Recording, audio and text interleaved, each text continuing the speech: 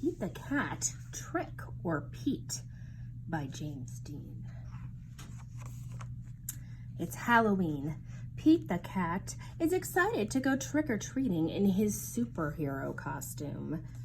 I hope nothing too spooky happens, says Pete.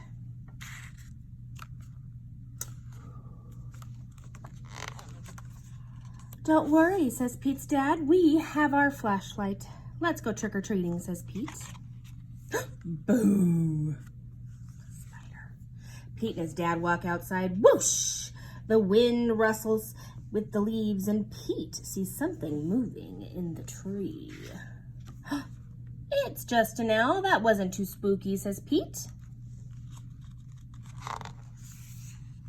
They arrive at a neighbor's house. Pete rings the bell. Ding dong! He hears a strange sound coming from the door. It's just Callie, Pete says. She's not too spooky. So Callie joins Pete and his dad trick-or-treating. At the next house, there's something in the yard. Phew, it's just a scarecrow, says Pete. That's not too spooky. Pete rings the doorbell. Ding dong! Trick or treat, says Pete and Callie. Awesome costume, says Pete. Very spooky, but not too spooky. Thank you, says Mrs. Gold, the crossing guard. At the next house, there's something glowing on the steps. Cool, says Pete. Jack-o'-lanterns. Callie rings the doorbell. Ding dong! Trick or treat, says Pete and Callie. It's Pete's teacher. One piece of candy each, she says. Suddenly they hear something behind them. What was that? Asked Callie.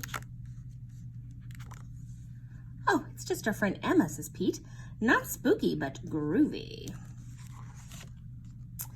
One last house and then we'll go home, says Pete's dad. Pete rings the doorbell. Ding dong! Yikes! It's a spooky ghost, screams Pete. Don't be silly, Pete. It's just me, says Grandma.